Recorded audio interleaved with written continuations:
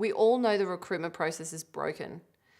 We look at a CV, 5, maybe 10 minutes, and then we pick up the phone, have a 5-10 minute conversation, and you put them forward for an interview. The person interviewing them looks at their CV, walks in, does a 45-minute interview, interview's over, they make a decision. When I ask hiring managers, how are you making your decision? It's like, well, their resume seems to fit. I think they're a good match. I think they might fit well into the team, usually following their gut instinct to make a decision. And this is why the recruitment process is broken. So I want to walk you through sort of the whole person model. So what we can see here is we've really got the briefcase. So when we hire someone, it's usually going to be around their briefcase. What are their education, their knowledge, their skills and experience? Then we might ask them some questions about, culture fit and their heart. What is their motivation? And that's usually where it ends. And hopefully you think that that's going to be a good enough fit. Now, the reason people are fired and usually exited from your business, it comes down most of the time to behaviors. It's how they've performed and really their behavioral approach in the job. So I want to walk you through a model. So if we look at on the job performance predictors, we can start to see that poor predictors are really around education, reference checks. We know that they're not incredibly valid. Emotional intelligence, GPA, or is out what we call it the ATR now.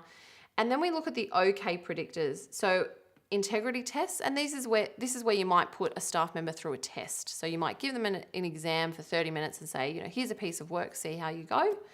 And then we really start to look at those structured interviews. But nowadays, not a lot of people are doing really structured interviews, same questions every time for every candidate.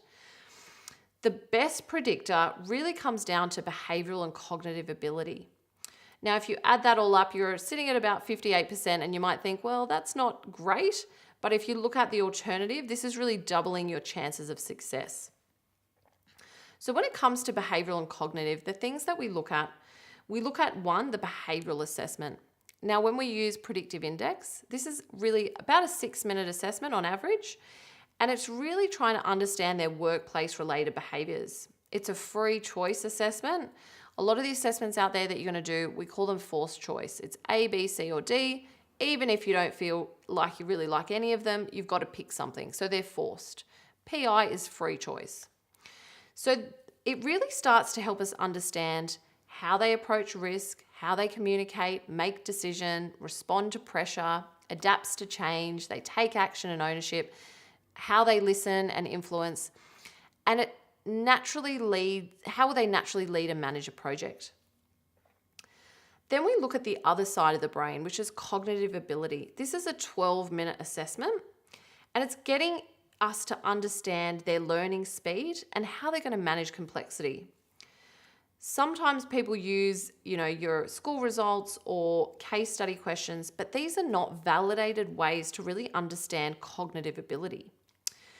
Now, what we're looking at here in psychometrics is called G. So it's a bit of a technical term, but it's called general cognitive ability.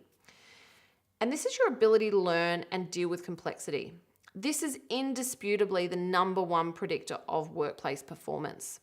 Academics agree this is more important due to the fast workplace nature. Our workplaces are changing, technology is evolving.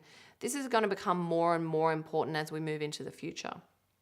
So if you have a look at this model, so on the horizon we've got time, every day is Groundhog Day, everything is smooth and almost the same every day. And on the blue is a candidate who's up and running quickly, and the red candidate takes a little bit more time, but that's okay because they get there in the end. Now on the next graph, you have a look at this organization is hyper-connected, growth, changing ecosystem.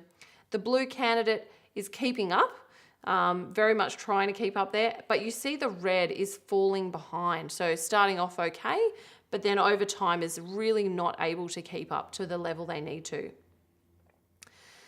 You might have employees who are hardworking and committed, but for some reason they're just not getting the job done. You might keep promoting them, but perhaps you've stretched them beyond the complexity of their role. When you get it right, you'll have your employees reading, thinking, talking about your business at home.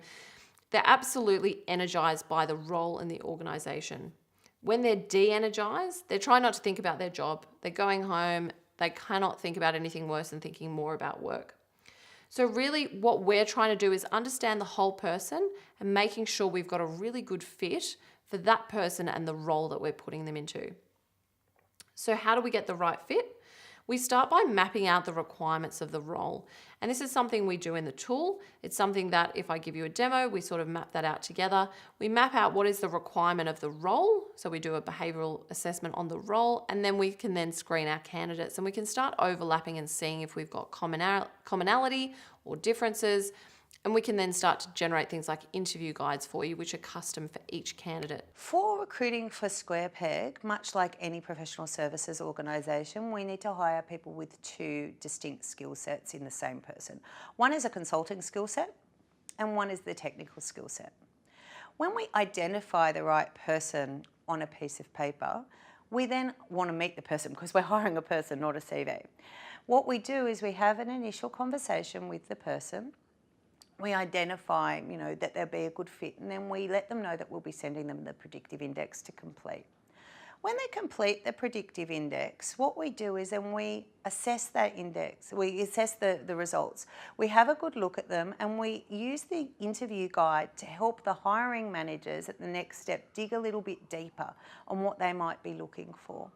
Sometimes we might use the predictive index to help us push a particular agenda or point in the interview. For example, if we're looking for a consultant, however, the predictive index has come back with results letting us know this person is a very, very reserved communicator, perhaps then better suited to an in-house role as opposed to a client-facing role. And we're able to investigate that through our interviewing, which I think is quite important. Similarly, if we're looking for someone who has quite an in-depth detail focus, but their results come back showing us that detail isn't one of their strong suits, they're a far bigger picture person, then we also know that it's probably not the right opportunity for them. It doesn't mean that they can't do it. It doesn't mean that we don't hire them. It means that we investigate that at a deeper level. So look, if this is sounding interesting, I'd love to do a demo with you. So please click on the link below and we will get that sorted.